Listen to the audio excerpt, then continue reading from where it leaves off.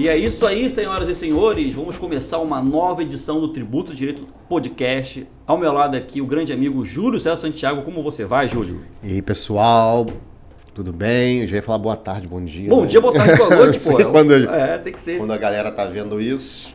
Hoje é convidado especial, né, Rogério? Estamos retomando a nova temporada. A gente chama de temporada, mas... Nem é temporada, a gente virou temporada, né? Ó, estamos aqui com a Micaela Dutra. Tudo bom, Micaela? Tudo jóia. É um prazer imenso estar aqui com vocês. Micaela é advogada tributarista. Ela é doutora, pós-doutora em Direito Tributário na UERJ, advogada da Petrobras, professora, sabe muito de tributário e vai conversar com a gente sobre o imposto de renda das pessoas físicas ou das pessoas naturais, como queira. Tem muito julgamento do STF, tem um PL novo aí da tributação dos super ricos, né? Que a gente vai conversar também aqui, mas vamos começar pedindo o seu apoio para se inscrever no canal, também dar o like, compartilhar com você, quem você conhece, que vive o universo tributário, né, Júlio? Os advogados, procuradores, contadores, economistas, quem gosta de direito tributário está no lugar certo. Muito obrigado pela sua audiência. Micaela, Rogério, vamos começar a conversa aqui. Antes de passar aqui, eu queria até agradecer aqui a André Dweck, o livro Consensualismo no âmbito da Receita Federal do Brasil. Foi a dissertação de mestrado da André Dweck. A editora Casa do Direito, com a organização dos nossos queridos professores, né, Micaela? Marcos Livros Gomes e Sérgio André Rocha. É sensacional esse livro. Sensacional essa obra. Sérgio André foi meu orientador no mestrado, grande amigo. E em breve vai estar aqui com a gente também, né, gravando. Já me cobrou e tudo. Já cobrou, né? Já está devendo acertar as agendas aí para o professor vir aqui. Então vamos falar de imposto de renda, né, Rogério? Das pessoas naturais ou pessoas físicas, né? O que acontece, Micaela? Estava conversando nos bastidores, você falou, Rogério, tem essa tributação aí agora dos chamados super ricos, porém, está tendo tanto julgamento, tantos ADIs jogados para cá, para lá e tudo. E eu queria que você começasse, né, de acordo com o acompanhamento que você tem feito, o que está acontecendo com os julgamentos, como está impactando, como que o indivíduo que é contribuinte do imposto de renda, na pessoa física, hoje ele pode estar mais feliz ou mais triste, né? De acordo. E claro, os nossos colegas que são operadores do direito também vão se atualizando aqui com o nosso podcast, Micaela. Perfeito, Rogério. Na verdade, a gente tem uma grande dificuldade com relação ao imposto de renda, pessoa física, porque eu acho que ele não dá tanto dinheiro quando se imagina em termos de produção, né? As pessoas não querem escrever tanto sobre isso, as pessoas não vendem tanto serviço sobre isso, então a gente acaba ficando... Teses do século. Não são as teses do século, né? Então, normalmente a gente não fala tanto. Agora, o imposto de renda em si, desde a Constituição de 88, e a gente vê isso mais profundamente a partir de 1996, o imposto de renda da pessoa física ele é muito mal estruturado. Né? A começar pela progressividade que nós temos. Por quê? As tabelas elas vêm numa legislação que, em regra, não é atualizada anualmente, ou seja, não existe a previsão de você, pelo menos, corrigir monetariamente aqueles valores. E qual o problema disso? Num país que existe inflação, naturalmente você vai ter um déficit, ou seja, você vai estar tributando a cada ano aquele valor que não mais corresponde àquele valor de troca na moeda e, consequentemente, você está violando a capacidade contributiva. Essa foi a primeira tese que chegou ao Supremo Tribunal Federal. Por quê? Na primeira leva, de 1996 a 2002, havia uma tributação. Houve inflação no período, não tanto como agora, por exemplo, nós estamos vivendo, mas a inflação ela era menor. E o que se verificou? Que havia uma tributação indevida da ordem de mais ou menos uns 30 bilhões de reais naquela época. Foi por causa da inflação? Por causa da inflação. Porque pessoas, por exemplo, que seriam isentas, não eram mais, estavam já na primeira ou na segunda faixa de tributação, e pessoas que estariam na primeira faixa de tributação teriam subido para a segunda ou terceira faixa. E com isso, esse caso chegou no Supremo Tribunal Federal, foi um RE, julgado pela Carmen Lúcia, e infelizmente a Carmen Lúcia não aplicou. O Supremo Tribunal Federal entendeu que não era o caso de você aplicar uma sentença manipulativa com efeito aditivo. Mas aí eu quero falar da tentativa da OAB, justamente na DI 5096, onde ela buscou discutir essa questão já em relação à segunda leva do imposto de renda, a nova tabela que tinha sido produzida e que também até hoje não foi atualizada. Inclusive não foi no PL 1087, Cara, né? Também que a Micaela compartilha comigo. Eu acho isso, sincero, a gente vai falar sobre isso, né? Não ter essa previsão de correção pela inflação. Pois é um assalto. É absurda. E não é só absurda, né? É mais do que isso, gente, é inconstitucional.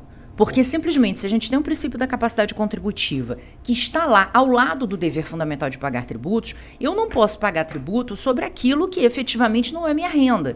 E a gente ter uma inflação corrompendo a minha capacidade de contribuir, naturalmente está gerando uma tributação em cima daquilo que não é a minha capacidade contributiva. Então, eu tenho claramente uma inconstitucionalidade nessa tributação, né? E isso é uma inconstitucionalidade que se perpetua.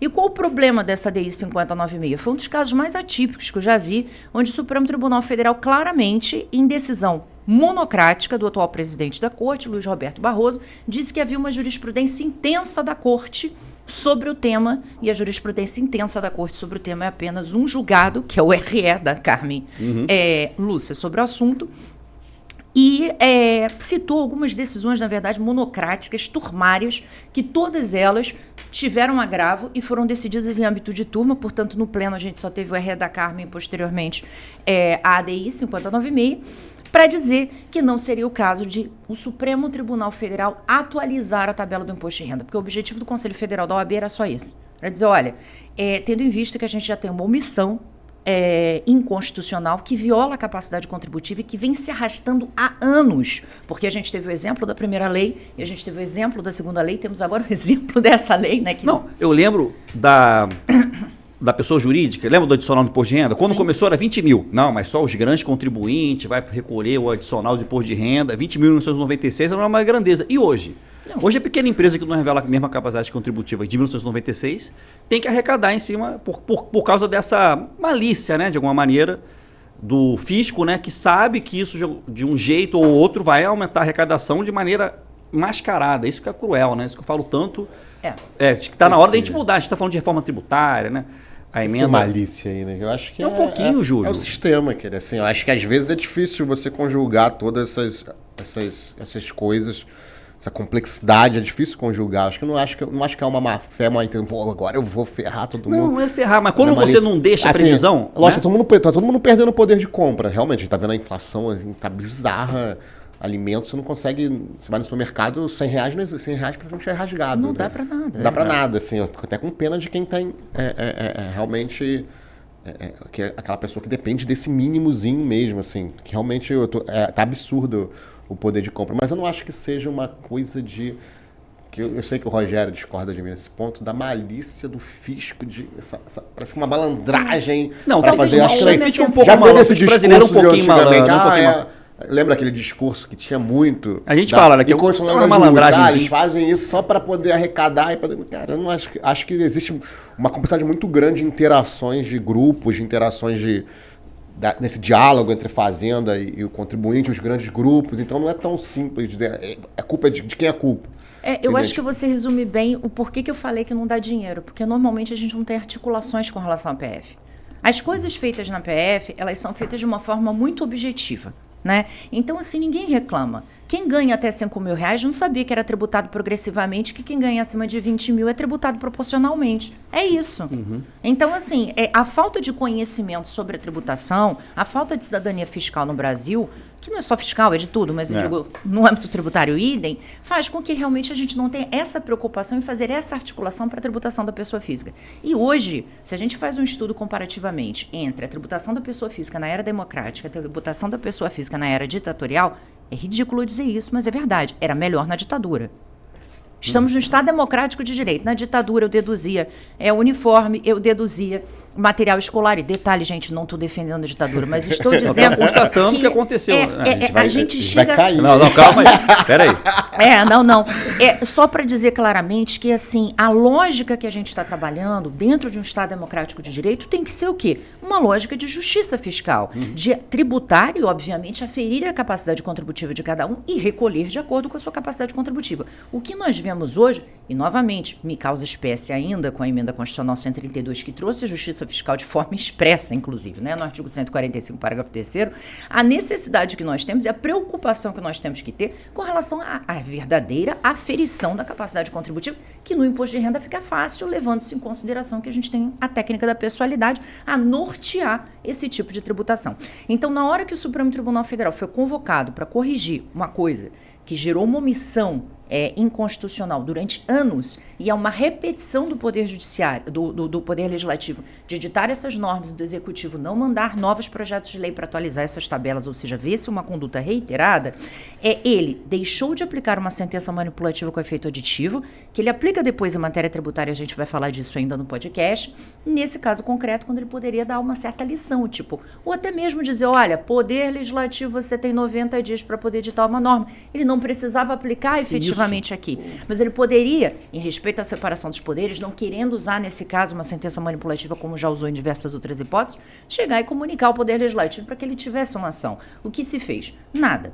Ou seja, não foi julgado, não foi plenário? Ele falou, já muitos casos, nem foi. Na verdade, ele disse, a decisão do Supremo foi que ele não é poder legislativo e que, portanto, não cabe a ele se inserir nesse cenário da separação de poderes. Porque senão ele ia ter que falar do índice, né, de atualização. Que foi pedido, foi Selic. E aí eu acho meio complicado você deixar para o judiciário dizer qual o índice que tem que atualizar determinados valores. Suscitou um ponto. Que é uma questão de política fiscal. O judiciário vai dizer, olha, o judiciário que tem aquela visão micro no sentido de ser do caso concreto, de repente vai ter que ter uma visão macro, de economia inclusive, para dizer, olha, o melhor índice para atualizar neste caso é a Selic. O melhor índice é o, sei lá... PCA, IGPM, aí não falta isso. Acho que o judiciário ali, ele fez uma contenção, né, da sua própria expertise, olha. Eu não tenho condição. Hoje a gente vê um ativismo maior. Vamos fazer audiência pública. Podia também ser uma solução. Chama todos os experts que tem aí, vamos ouvir aqui todo mundo e vamos decidir. Olha, então o melhor índice é esse aqui. Mas ali a gente não tem tanto amigo escuro, a gente não tem tanta discussão. Porque a pessoa não tem os grandes, né? Ali, os grandes contribuintes, a pessoa natural fica naquele desassistido. Tanto que a OAB que entrou com a ação, né? Foi o Conselho Federal da OAB que entrou com essa ação. Inclusive entrou com embargo, depois opôs embargo de declaração. Quer dizer, na verdade já agravou e depois opôs embargo de declaração justamente com o objetivo de que fosse revisto o entendimento, mas ele foi mantido. Então a gente vê que foi uma grande oportunidade que o Supremo teve de pelo menos comunicar ao Congresso, pedir para que ele adotasse alguma medida, porque a omissão estava caracterizada, ninguém negou a omissão, apenas não se tomou nenhuma medida efetiva. E aí, o que a gente tem hoje? A gente tem essa manutenção, né? É interessante que o ouvinte até, ou quem está nos vendo pelo vídeo, possa ver lá a tabela do imposto de renda, que eu acho interessante, eu vou fazer uma cola, só porque é relevante a gente faz isso aqui toda sobre hora, isso, né? Toda hora a gente pega uma Deixa eu puxar pela memória. Isso que a gente pede pro Juan, né, Juan? Pois é, gente, porque olha só, vocês vão ver que hoje, né, independentemente do PL 87, a gente tem uma isenção de R$ 2.259,20, tá? Se os senhores tiverem a oportunidade de fazer um estudo, né, e pesquisar lá no Google, DIEESE, salário mínimo, vocês vão ver que o salário mínimo do ano de 2025, mês de fevereiro, pelo DIEESE, está em torno de R$ 7.722. É muito interessante trazer esse valor para que a gente compreenda o que é isso e por que o DIEESE chegou a esse valor. Né? Veja, o DIEESE chegou a esse valor levando em consideração uma família de 4 pessoas sendo compostas por 2 adultos e 2 crianças, onde apenas uma ofere renda, tá? Ou seja, a gente só tem uma fonte de renda. Pensa aqui em capacidade contributiva própria daquele que oferiu renda e capacidade contributiva em representação, porque na verdade ele está gastando por todas aquelas outras 3 pessoas que não oferem renda. Então, sendo feita a avaliação do DIEESE, de acordo com o artigo 7º, inciso 4º, que é considerado o mínimo constitucional que traduziria aquela expressão de mínimo existencial que Ricardo Lobo Torres tanto trabalha, vem justamente na lógica de suprir isso. Ou seja, a visão do DIEESE hoje, uma pessoa para poder atingir o mínimo existencial deveria receber R$ 7.722, tá certo? Muito bem, a gente sabe que o nosso salário mínimo está em torno aí de R$ 1.500. Inclusive, esse foi um dos argumentos do Barroso, ao dizer o seguinte, olha, mas na verdade, a gente dizer que 2.269 é o grau isento, está até acima do salário mínimo. Essa referibilidade ela não é muito adequada. Por quê? Uma coisa é a gente imaginar o quanto eu ofiro de renda, até porque o salário é algo que independe necessariamente do governo ou do Estado reconhecer, né? São os agentes econômicos que vão produzir. Então, por mais que o Estado diga, olha, eu quero que o salário mínimo seja R$ 10.000, se a iniciativa privada não conseguir pagar isso, até logo, você vai ter empresas saindo, você vai ter pessoas se pejotizando, todo mundo já entendeu que isso não funciona, né? Tanto é que milhares de ADPFs já foram ajuizados por partidos políticos no Supremo com o objetivo de discutir salário mínimo. Tá, ele é inconstitucional, mas isso é uma questão de impossibilidade fática. Agora, outra coisa é a gente reconhecer que as pessoas recebem a menos. E menos do que seria o suficiente para atender o mínimo existencial. Se a gente considera que o mínimo existencial é o limite inferior da capacidade contributiva, naturalmente eu não poderia tributar até que esse mínimo fosse atingido. Então, uma coisa é o racional que a gente tem em relação ao salário mínimo. Outra coisa é o racional que a gente tem com a incapacidade de tributar. Por quê? E aí, vou colocar minha posição, porque na verdade a gente tem várias, né? Tem gente que entende que o mínimo existencial é isenção, tem gente que entende que o mínimo existencial é imunidade. Eu, particularmente, me filio à doutrina, inclusive do próprio Ricardo, que entendo que o mínimo existencial é uma imunidade. Então, se a imunidade é a ausência de capacidade de contribuir, então o Estado não poderia tributar. Então, não é uma coisa que eu precise que o Estado me diga que eu tenho que ter uma isenção de 5 mil, de 2 mil, de 3 mil. Simplesmente o Estado não pode me tributar até 7 mil reais. Isso é óbvio, isso está posto, isso são dados. Isso é do DIEESE que você diz? DIEESE, que tem 7 isso. mil. Mas ele discute o que compõe esses 7 mil? Tipo assim, educação, saúde... Ele discute educação cultura, básica, cinema, saúde, cultura, é tudo que está no artigo 7º, inciso 4º. Que eu lembro tá? que até despesa para roupa... Até para o que consta desse conteúdo do mínimo é discutível, né? Mas levando em consideração aquela lei de cesta básica, tá? Inclusive, ele leva em consideração a alimentação só a cesta básica. Então, ele faz um cálculo em relação ao mínimo mesmo, aquilo que a gente consideraria o básico. Tipo, incluindo educação, saúde, roupa, vestuário, transporte, né? Que já foi, acho que em 46, na Constituição de 46, acho que roupa era imune, né? Na verdade, a roupa, ela era dedutível do imposto se você falasse de uniforme. Uniformes escolares, eles eram considerados dedutíveis. Como material escolar também era considerado dedutível, tá? E aí, o que a gente vê? É um valor muito alto, chama atenção. Então, quando a gente repara esse PL vindo com o objetivo de trazer a isenção em relação a 5 mil reais, a gente já vê que ele está um pouco defasado, porque a isenção deveria ser 7 mil, mas ótimo, que bom, é um grande passo, levando em consideração que hoje essa isenção seria de 2.259. Qual é o problema? O problema está que essa isenção só vai para quem ganha até 5 mil reais ou para quem ganha até 7 mil. Aí existe uma possibilidade de redução do imposto, tá? Eles fazem um cálculo lá para que quem ganha até 7 mil contemple essa isenção de 5 mil. Agora, e quem ganha, Micaela, 8 mil reais? Quem ganha 8 mil reais vai entrar na tabela progressiva, ou seja, ela não vai se beneficiar pelos 5 mil da isenção. Isso que eu não entendi, porque esse PL novo... parte fosse... Todo mundo está entendendo aí pela campanha, né? O Gabriel Ruan deve ter entendido isso também. Assim, não, vamos agora isentar quem ganha 5 mil. O que você pensa? O sujeito que está acima dessa faixa... Nas fases, como é progressiva, vai calculando por cada faixa, então vai ser zero, né, ali até no caso. 5 mil, né, que você está falando. Depois vai ser mais um tanto até 7 mil, e aí sim, começa a progressão acima de 7 mil. Também achei que fosse vem a Micaela, não é isso, assim. Rogério. Não. Falei, então quem ganha 8 mil tá lascado. Ou seja, para quem ganha 8 mil não muda nada. É melhor você negociar com o seu patrão para você ganhar 7. Porque esses 1 mil reais serão consumidos pela tributação. Vale mais a pena. Essa né? orientação aí. Você tá pedindo para reduzir o salário dele. Não, mas gente, isso R$ 1.000 de verba indenizatória. Pô, nós que é indenizatória. Não é. Auxílio, né? Vai começar a era da... Caramba, é verdade, né? 7 mil de salário e mais 1.000 de auxílio alimentação, educação. Isso aqui é o que o Posner tanto fala de uma tributação que estimula o ócio. A tributação da pessoa física no Brasil, ela estimula o ócio em alguns pontos. Por quê? Porque você tem, e é esse o ponto que eu acho importante chamar a atenção, por isso eu falei da tabela. Se você olhar, a pessoa isenta de R$ 2.259,20, e aí quem ganha R$ 2.259,21 passa por uma alíquota de 7,5%. O teto é de R$ 2.826,65. Ou seja, não existe uma diferença nem de R$ 1.000 entre essa faixa. Então, a pessoa que ganha R$ 2.826,66 já passa de uma alíquota de 7,5% para 15%. E se você for olhar, a próxima faixa é de quem ganha R$ 3.751,06, que vai para 22,5%.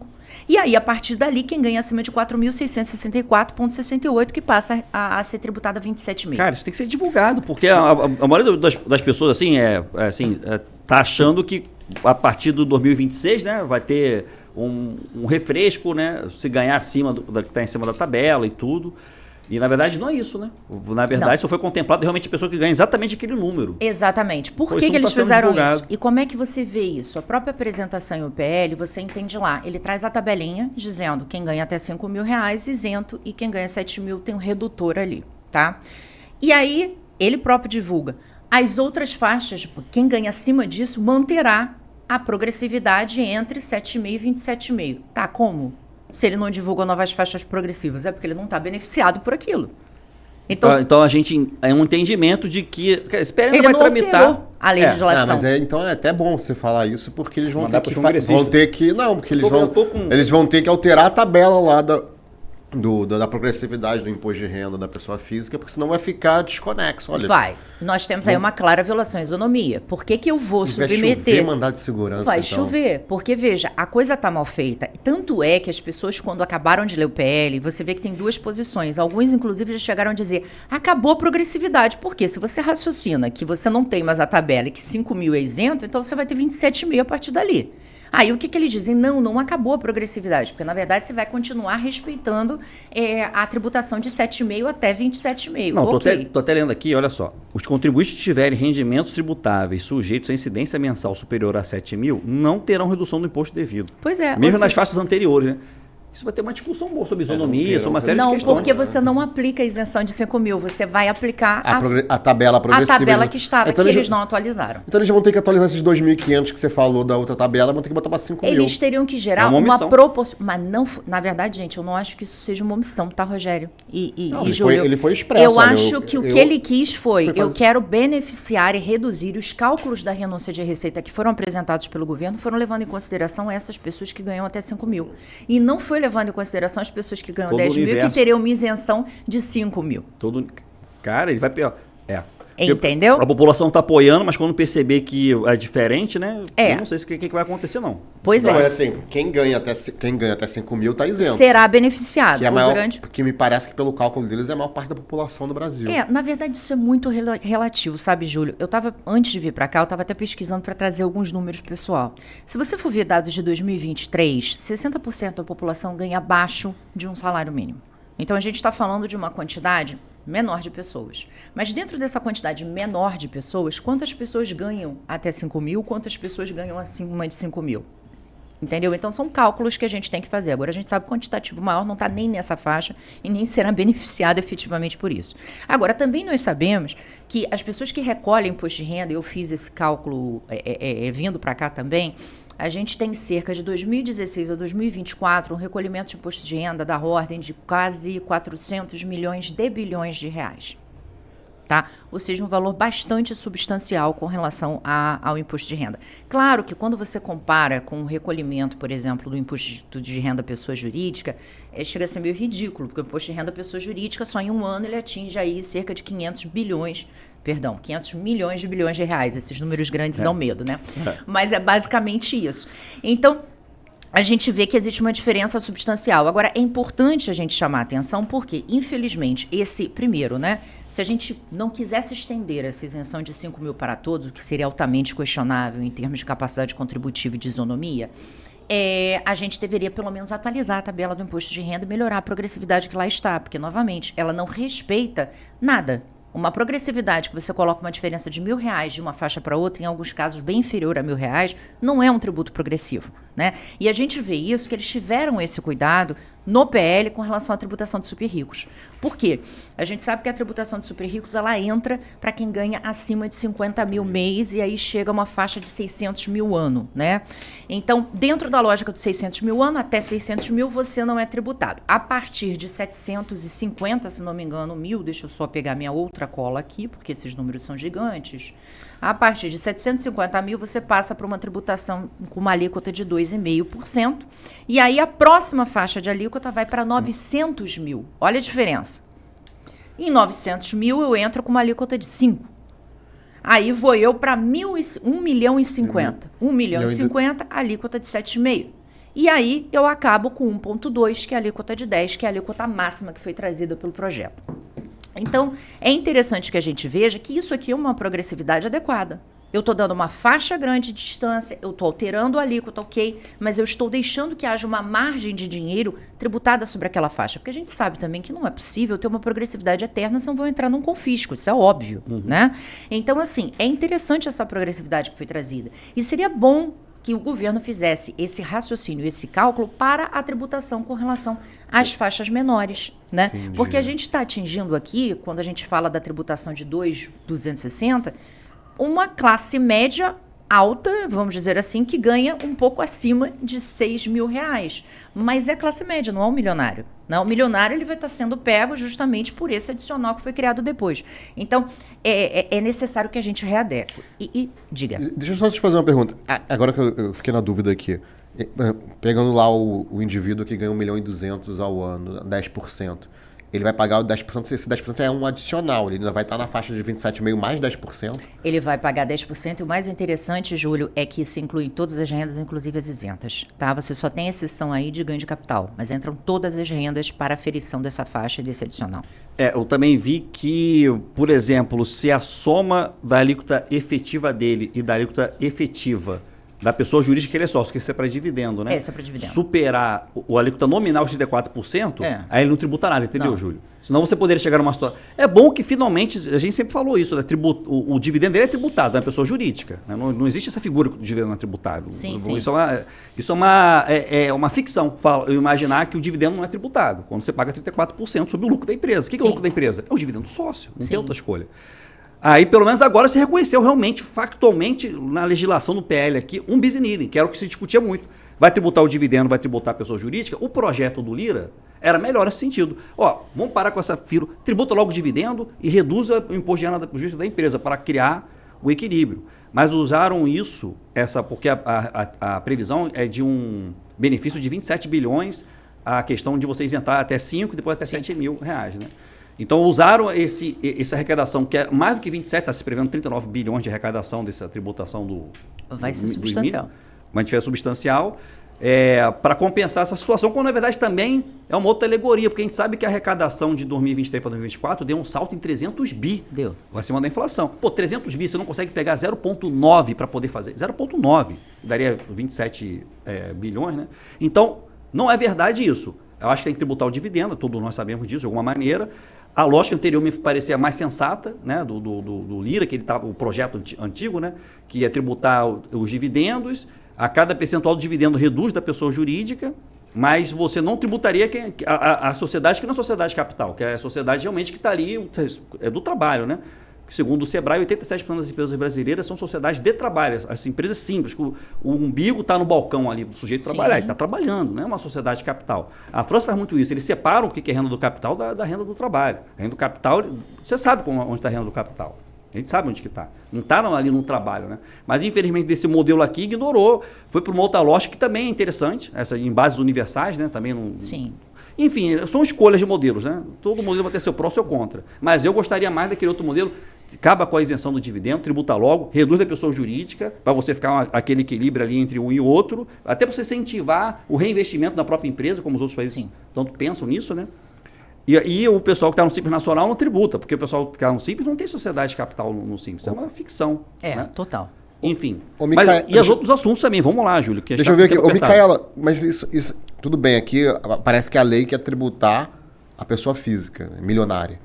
Mas é assim, será que a pessoa física milionária, ela não tem outra forma de fazer um planejamento aí? Eu já estou imaginando assim... Olha o Júlio aí, milionário, rapaz, ó. Não ensina não, vai ensinar para o Código Federal Nacional as nossas tretas, Vou ficar na PJ e não vou movimentar minha pessoa física.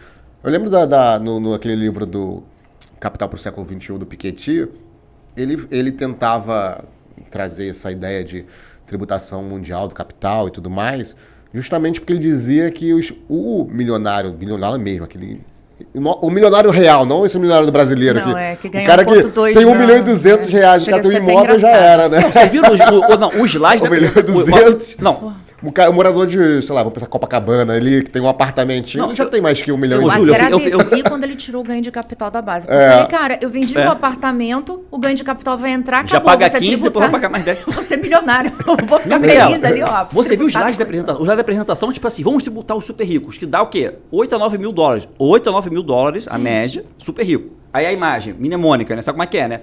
Lancha e avião.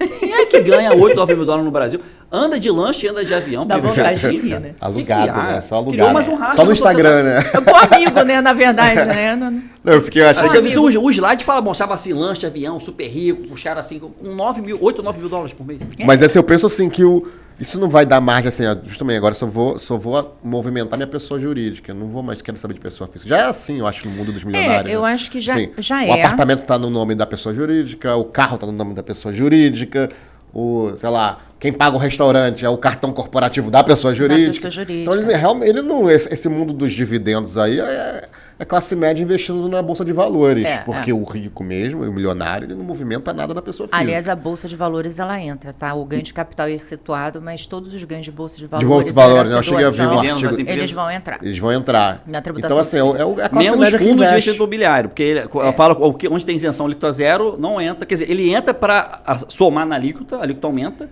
mas você reduz quando você vai fazer a apuração. Então, de FII, por exemplo, né? Tem essa vantagem aí, pelo menos. Ainda vai por dar enquanto. tem muito mandado de segurança. Eu acho assim, Júlio, o que já tá acontece? vendo o trabalho dele, né? Você corre o risco. Vai aumentar meu trabalho Ele já está aí. começando a suar, eu estou percebendo aqui. Mas, assim, o que a gente vê? A gente vê que existe também, eu não sei se eu poderia declarar no sentido de que pode haver uma fuga de capital, porque esse valor, ao fim e ao cabo, talvez não seja tão inconveniente nesse momento para essas pessoas. Mas é isso que, por exemplo, desestimula muito a gente vir a criar um imposto sobre grandes fortunas. É a definição dessas grandes fortunas, até porque é um imposto bem antipático, né? E é um imposto que gera evasão de capital, até porque hoje o capital é volátil. Então, as pessoas físicas elas podem estabelecer domicílio em qualquer lugar do mundo. Né? Tendo dinheiro, e a gente está falando de super ricos, eles fazem isso em qualquer lugar do mundo. E a gente tem casos clássicos, né? Que fizeram mudanças de domicílio fiscal justamente para evitar esse tipo de tributação. Então, assim, nesse valor, acho que não chega a isso. Mas é algo que a gente tem que ficar alerta, né? Justamente em razão de que isso começa a gerar, vamos dizer, a possibilidade dessas pessoas repensarem suas atuações e suas atribuições no Brasil, caso isso venha a aumentar. Então, aquela questão da gente sempre tentar contrabalançar essa tributação, né? Agora, um ponto que eu acho importante é que, além, você estava falando de mandados de segurança, infelizmente o Poder Judiciário, nesse aspecto, ele não tem contribuído muito com a análise, com uma certa ajuda a tentar fazer com que o Congresso Nacional tenha mais olhos para a pessoa física. Né? Porque a gente precisa que o Congresso Nacional olhe mais para a pessoa física. Né? Empresas são importantes para o país, mas a gente também precisa desses agentes que movimentam as empresas. Afinal de contas, as empresas precisam de pessoas para trabalhar para elas. Né? E o que a gente repara? Primeiro citamos a ADI 5096, mas a gente teve aí a questão da ADI 4927, recentemente julgada, que discutia limites à educação. Também da OAB essa ação, se não me engano, né? Eu acho que sim. Se não me engano, o que aconteceu? A gente tem hoje um limite aí em torno de 4.200, se não me engano, reais ano para você deduzir de educação.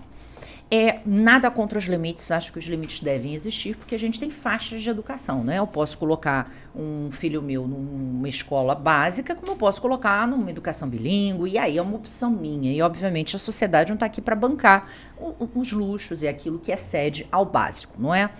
Mas, veja, o que eu acho que é importante? Que esse limite seja um limite razoável, né? Obviamente, novamente, se entendeu que o limite era válido, não compete ao Supremo se miscuir numa política legislativa, e aí volta o legislativo que ele está fazendo, nada, né? Porque nesse PL, infelizmente, a gente não teve nenhuma proposta nem de atualização desses limites. Isso foi uma coisa que me chocou bastante. E se a gente for fazer um estudo, verá que um aluno em qualquer colégio público ou universidade custa mais do que 4.000 ano. Né? Então, assim, o que seria importante? O governo levar em conta a realidade que ele tem. Quanto custa um aluno na universidade, na UFRJ lá, bancado pela União Federal? Quanto custa esse aluno por ano? E aí a gente coloca aí esse limite. Quanto custa, né? Uma criança num colégio Pedro II, para que a gente possa utilizar esse limite. Então, eu acho que isso seria uma coisa muito importante, é um trabalho que não é feito. Então, hoje o que se deduz é nada. Né? As pessoas elas gastam muito mais do que isso com a educação, uma dedução que é ridícula. E aí, por que eu discuto a dedução? Porque, gente, é muito importante a gente separar qual é a função da dedução do imposto de renda. não é? Porque, na verdade, existem alguns benefícios fiscais que são gerados, por exemplo, aquela dedução que a gente tem de previdência privada. Claramente, isso é um incentivo até que você possa investir na previdência privada com o objetivo de você ter uma outra renda, porque a gente sabe que a previdência social não consegue contemplar todo mundo de uma forma adequada e ideal. Então, muito bem, ok, isso é um incentivo. Mas a gente não pode falar que a dedução com educação é um incentivo fiscal.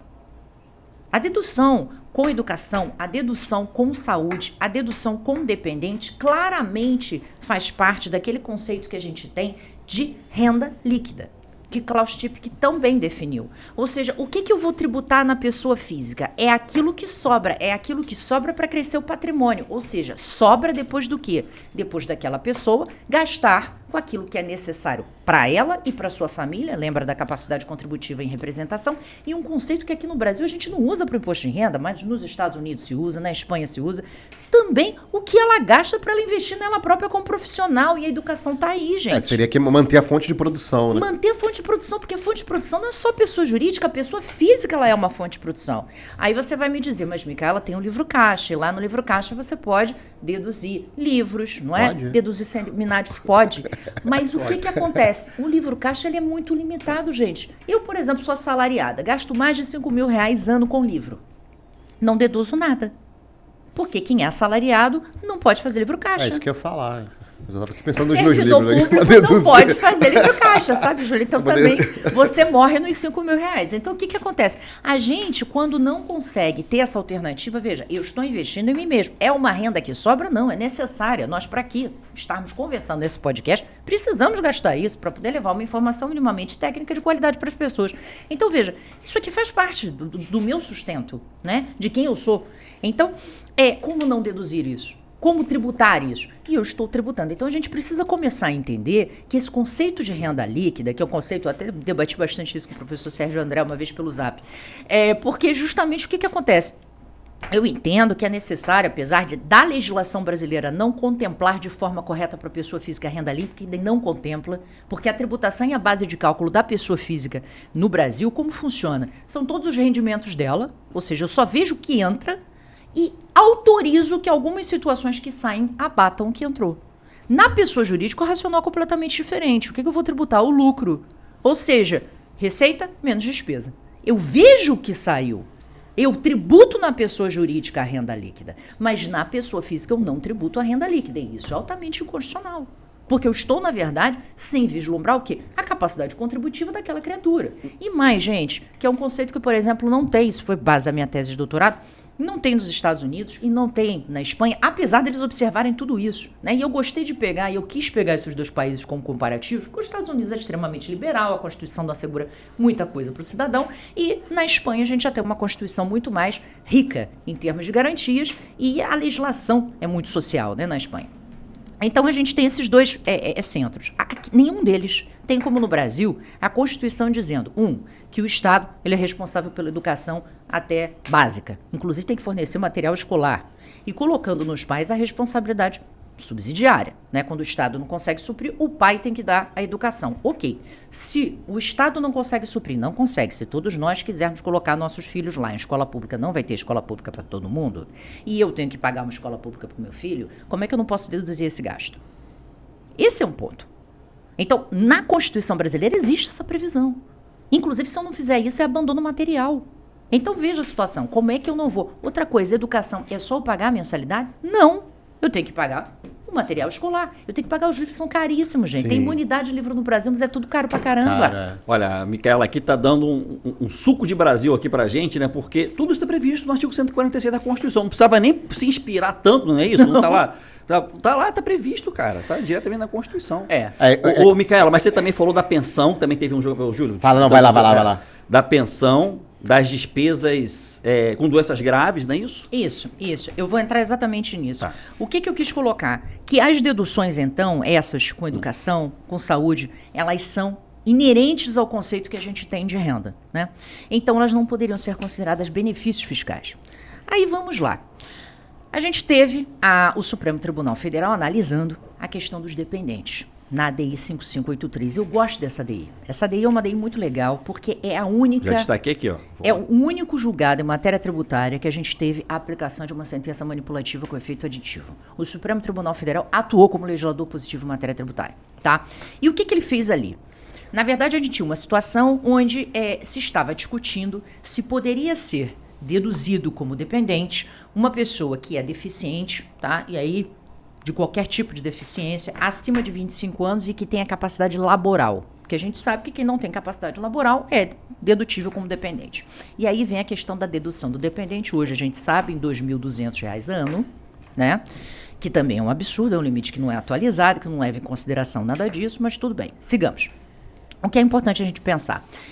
Essa pessoa, ela está vinculada a um responsável que vai trazer ela na declaração como dependente. Qual foi o ponto que foi trazido para o Supremo Tribunal Federal? Supremo Tribunal Federal, esse dependente, a gente assinou um tratado internacional que foi internalizado, inclusive falando dos direitos do portador de deficiência, e o foco foi todo esse. Que se você não permite que seja dedutível esse deficiente como dependente, o que acontece? Você desestimula ele a entrar no mercado de trabalho. Até porque a gente sabe que essas pessoas, em regra, não vão conseguir receber aquilo que seria suficiente para sanar as necessidades dela básicas, né? Salvo um concurso público, uma outra coisa, a gente sabe que, em regra, a renda é uma renda baixa. Então, essa pessoa ela fica sem o estímulo de ir para o mercado, essa foi a colocação feita na ADI, no julgamento, e, além disso, a gente tem um problema porque o responsável por essa pessoa vai continuar fazendo os gastos. Então, mesmo que ela esteja recebendo o salário dela, ela vai continuar sendo, de certa forma, suportada pelo seu pai, pelo responsável que for.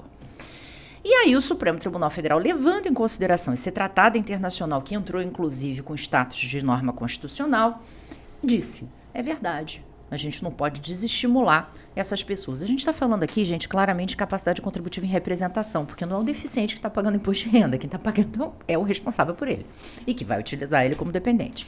Esse termo não foi usado no julgamento.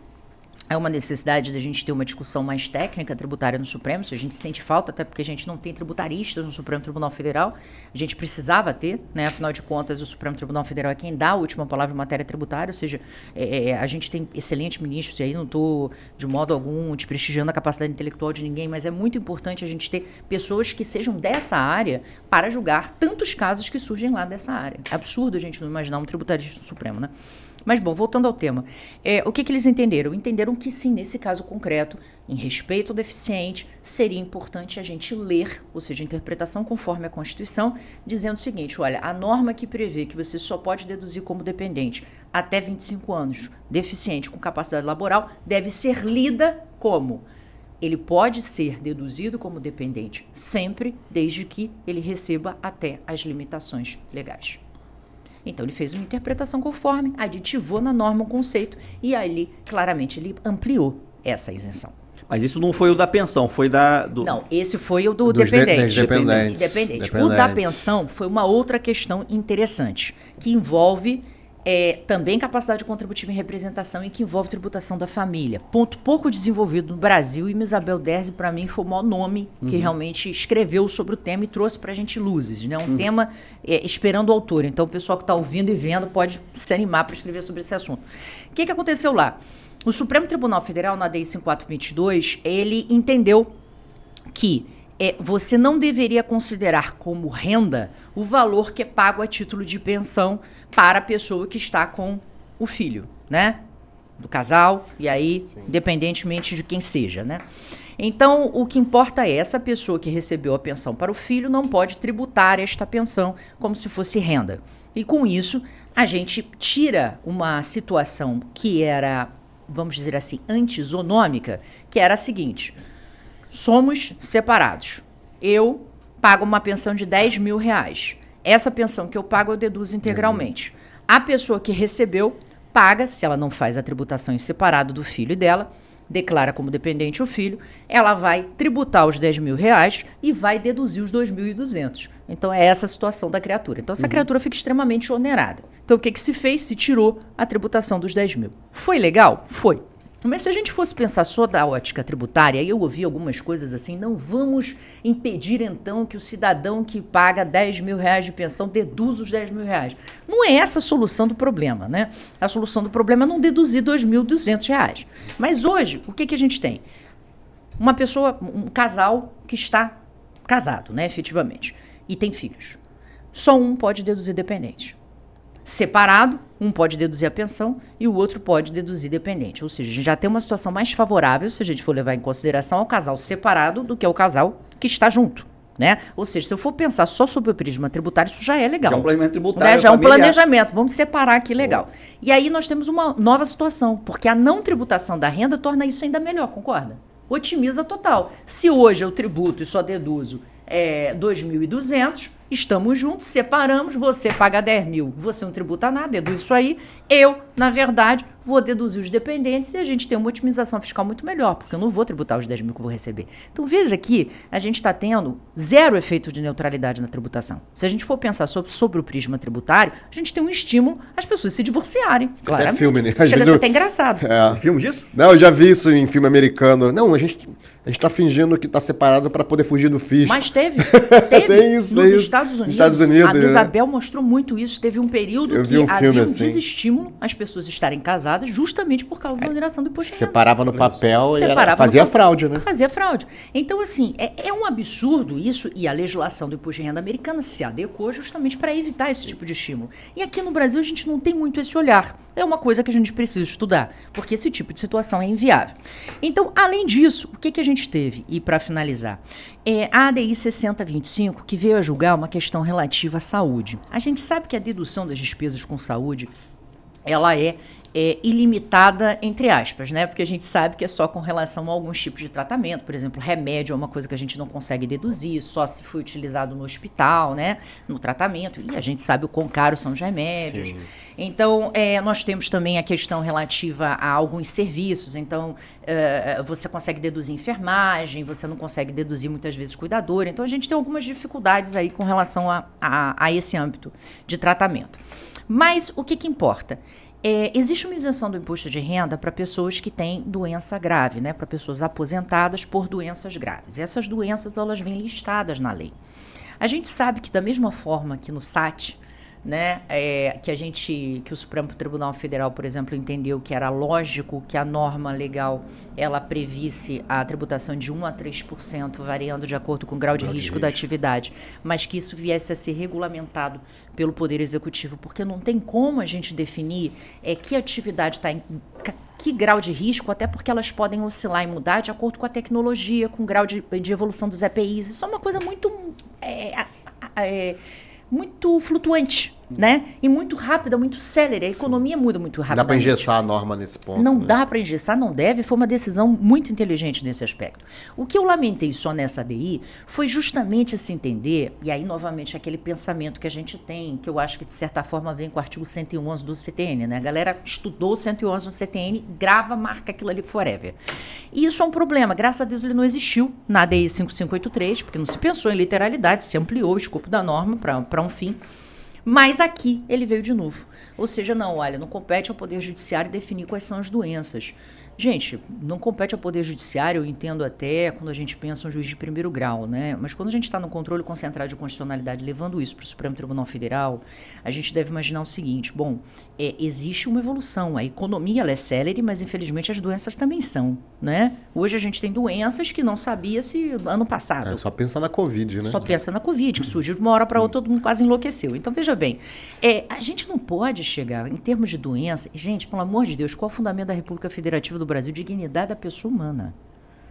O direito é feito para quem? Para o Estado ou para o indivíduo? Para o indivíduo. O Estado é feito para o indivíduo. Estamos no Estado Democrático de Direito, de novo. Então, se eu estou pensando nisso, e eu estou pensando numa norma que trouxe lá uma listagem, é claro que eu não vou colocar uma doença que não seja grave para gerar isenção do imposto de renda. Mas veja, doenças que são equiparadas e que geram os mesmos efeitos, desde que comprovado isso cientificamente, elas deveriam se beneficiar. Isso não é um benefício que o Estado está dando. Isso é um dever do Estado.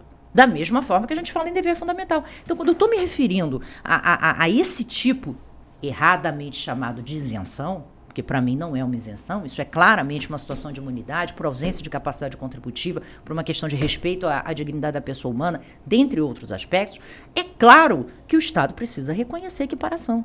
E, infelizmente, o Supremo Tribunal Federal novamente foi para a questão da lista taxativa para o impacto orçamentário.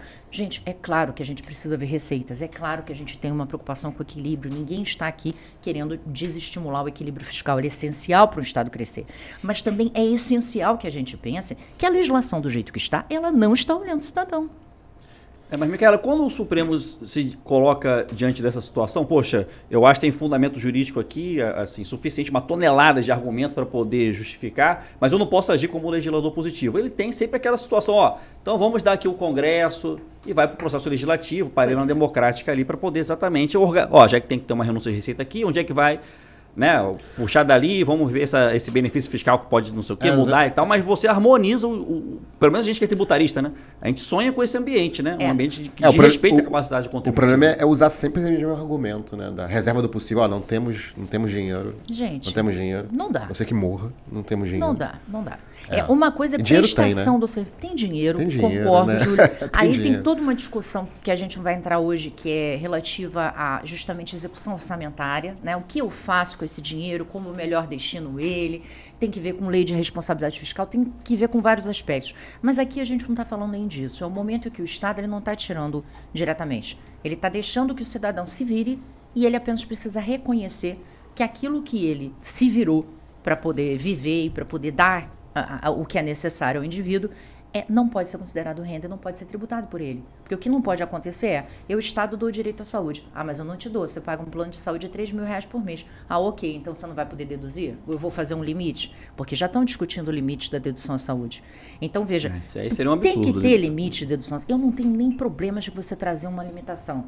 Tá? Porque tem gente que diz, mas existem pessoas que estão botando procedimentos estéticos na saúde. Ok, gente. É abuso, né? Existem abusos. Mas o que a gente não pode é, com base no abuso, esculhambar a realidade fática. Então, coloque um limite que seja razoável. Faça um cálculo com o SUS, o que ele gasta efetivamente. Vamos começar a investiga o abuso, né? Investiga o abuso via fiscalização, uma malha do imposto de renda. Vamos verificar melhor agora. Existem aquelas declarações da nota fiscal eletrônica, então os profissionais estão podendo fazer aquilo. Tem como eles, nas declarações, poder ver qual é o tipo de serviço que é prestado. Então, veja, a Receita eu acho que ela está se aparamentando e buscando fazer isso de uma forma melhor.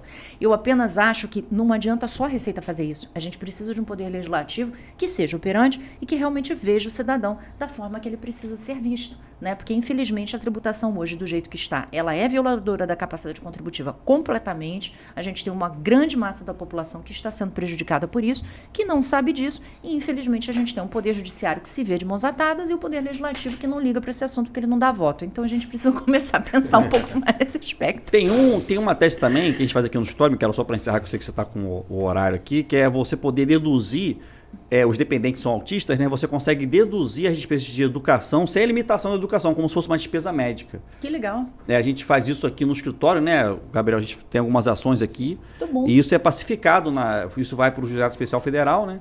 Então, as pessoas que precisam aqui, que a gente chegam até a gente faz esse trabalho para eles. Então, pelo menos até o momento, tem esse entendimento ali pacífico. Que maravilha. De que ontem foi o Dia Nacional do Autista. Eu tenho um irmão autista, né? Então eu conheço bem a causa. Por isso que eu sou muito sensível a esses assuntos assim, né? Então, fica aí a dica, hein, para os tributaristas aí, as despesas do autista, né, do ensino, podem ser consideradas como despesas médicas, já que realmente tem um acolhimento ali, é diferente para a pessoa que tem o espectro autista, né? Então tem também, não é EDI, não chegou no Supremo porque fica no Juizado Especial Federal, então vai naquela turma de uniformização, né? Que maravilha, turma de uniformização observando a justiça fiscal e a capacidade contributiva. Lindo trabalho. Já o Supremo nem sempre, né? Nem sempre, mas a gente espera, a gente entende o que dificulta o Supremo fazer isso, mas é importante que a gente passe a mensagem, porque se a gente não passa a mensagem, as pessoas não vão mudar. E eu acredito muito nisso, né? Eu acho que a função desse podcast, aliás, eu queria parabenizá-los pelo trabalho, é justamente isso. A gente divulgar informação. Se a gente não divulga informação e se a gente não estimula o espírito crítico das pessoas, a gente não chega a lugar nenhum. Então, parabéns pelo trabalho de vocês. E eu acho que é essa a intenção, né? A gente estimular as pessoas a refletirem um pouquinho. Ô, Micaela, a gente agradece aqui a aula, hein, galera? Olha aí, tudo sobre imposto de renda pessoal natural. A gente avisou no começo, né? Então, você gostou do episódio, compartilha com quem você conhece. dê o seu like, se inscreva no canal, que você ajuda a gente, né, Júlio? A cada vez Isso. mais tá aqui, né? A gente está tentando emendar aí o nosso compromisso, que é toda terça-feira, trazer um conteúdo novo. Micaela, muito obrigado. Está convidadíssima a voltar aqui. Vamos ter novos projetos aí juntos, né? Eu espero. Com certeza. E, Júlio, suas considerações finais? Quero agradecer a Micaela, né, amiga aí de UERJ também, né? Verdade. Acadêmica. E dizer que foi excelente, realmente, muita informação, né? A gente faz... Eu vou ter que ver 3 vezes esse episódio. A gente tá aqui muita informação. Eu tô aqui anotando as ADIs para eu ler. Cara, tem que ler essa ADI, tem que ler essa ADI, tem que ler essa ADI. E a Micaela trouxe muita informação, isso é muito importante, justamente porque você falou de divulgar a informação e chegar ao máximo de pessoas possíveis. Muito obrigado, Micaela. Obrigada aí, a vocês. gente. Então, muito obrigada a todos vocês aí pela audiência. Fiquem com Deus e até a próxima.